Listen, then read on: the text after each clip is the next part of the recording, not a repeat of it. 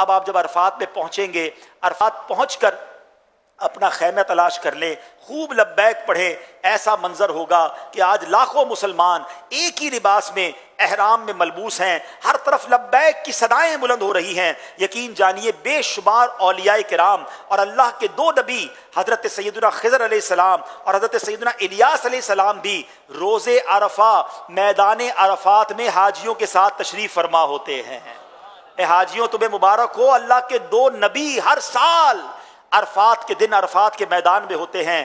آپ اس دن کی اہمیت کا اندازہ لگا سکتے ہیں۔ سیدنا امام جعفر صادق فرماتے ہیں کچھ گناہ ایسے ہیں جن کا کفارہ وقوف عرفہ ہی ہے، یعنی وہ صرف وقوف عرفات سے ہی مٹتے ہیں۔ آئے ہائے کتنے خوش نصیب ہیں آپ کہ آپ عرفات کے میدان میں پہنچ گئے۔ یاد رکھیے حدیث پاک میں آتا ہے عرفے سے زیادہ کسی دن میں اللہ عز و جل اپنے بندوں کو جہنم سے آزاد نہیں کرتا، پھر ان کے سامنے ملائکہ پر فخر فرماتا ہے۔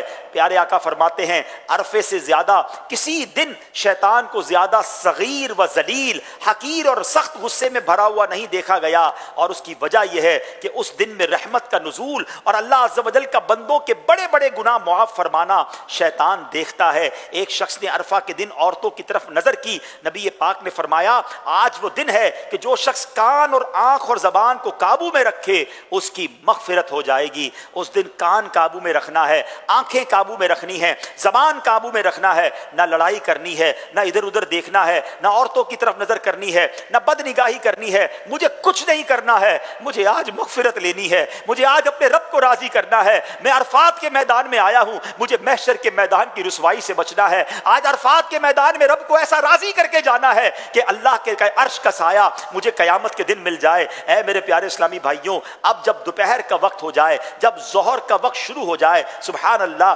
جیسے ہی ظہر کا وقت شروع ہوگا اور جتنے لوگ عرفات کے میدان میں احرام کی حالت میں حج کی نیت سے موجود ہیں، سبحان اللہ، وہ سارے کے سارے حاجی ہو جائیں گے۔ دکھلایا فات کا منظر،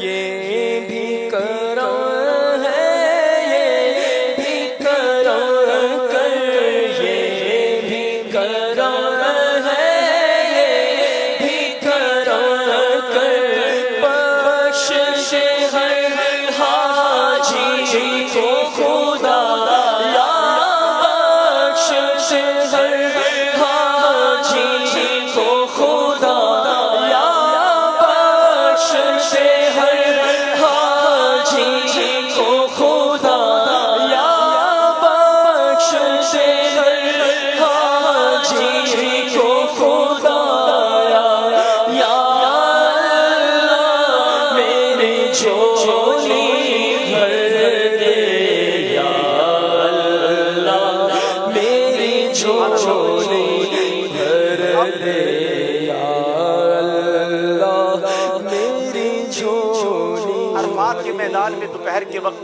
غسل کرنا سنت موقدہ ہے۔ اگر آسانی ہو اور آپ غسل کر سکتے ہوں تو غسل کریں، پاکی کا بھی خیال رکھنا ہے، نہیں کر سکتے تو وضو کر لیں۔ اب یاد رہے کہ آج یعنی 9 ذوالحجہ دوپہر ڈھلنے کے بعد، یعنی نماز ظہر کا وقت شروع ہونے سے لے کر 10ویں کی صبح صادق تک، اس کے درمیان جو کوئی احرام کے ساتھ ایک لمحے کے لیے بھی عرفات میں داخل ہو گیا وہ حاجی ہو گیا۔ آج کا وقوف حج کا رکن اعظم ہے۔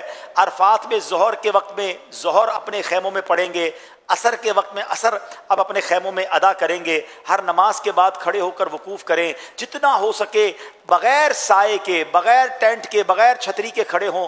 گرمی زیادہ ہے تو تھوڑی دیر کے لیے خیمے میں آ گئے، پھر تھوڑی دیر کے لیے باہر نکل گئے، مگر خاص طور پہ جب عصر پڑھ لیں تو شام ہو جاتی ہے اور پھر اتنی دھوپ بھی نہیں رہتی ہے، تو اب عصر کے بعد سے طلوع جو غروب آفتاب کا وقت ہے، بس اب یہ آپ نے دعاؤں میں گزارنا ہے۔ آج نہیں مانگیں گے تو کب مانگیں گے؟ آج مانگنے کا دن ہے، آج مغفرت کا دن ہے۔ آج اپنے رب سے خوب مانگیے، اپنے گناہوں کو یاد کیجئے۔ مشورہ دوں گا، امیر اہل سنت نے کتاب رفیق الحرمین میں بڑی کمال کی دعائے عرفات لکھی ہے۔ آپ آج بھی اس دعا کو پڑھیں تو آپ کی آنکھوں سے آنسو بہہ نکلیں گے۔ اس سے ایک گائیڈ لائن مل جائے گی کہ مانگنا ہے اللہ کی بارگاہ میں تو کیسے مانگنا ہے۔ دنیا بھی مانگیں، آخرت بھی مانگے، گناہوں کی معافی بھی مانگے۔ بہرحال یہ آپ کا عمل غروب آفتاب تک جاری رہے۔ یقین ہو جائے کہ غروب آفتاب ہو گیا ہے۔ اس پہ بعض اوقات معلم کی طرف سے عصر کے بعد سے اعلان ہونا شروع ہو جاتا ہے کہ بس میں بیٹھیں، اب نکلنا ہے۔ یاد رکھیے جب تک غروب آفتاب نہ ہو جائے آپ نے عرفات نہیں چھوڑنا ہے۔ ماشاءاللہ ہمارے آئی ٹی مجلس نے ایک بڑی پیاری اپلیکیشن بنائی ہے، پریئر ٹائم اپلیکیشن، وہ ضرور اپنے موبائل میں رکھیں، ساری دنیا میں سفر میں کام آئے گی مگر عرفات مزدلفہ میں تو بہت کام آئے گی۔ آپ چیک کریں کہ جہاں آپ موجود ہیں وہاں غروب آفتاب ہو گیا کہ نہیں، 2-4-5 منٹ اور اوپر گزارنے دیں، اور اس کے بعد آپ نے معلم کی بس میں جا کر بیٹھنا ہے۔ اس کے بعد عرفات سے باہر نکلنا ہے، اس سے پہلے نکلیں گے تو دم ہو جائے گا، آپ نے وہیں رہنا ہے۔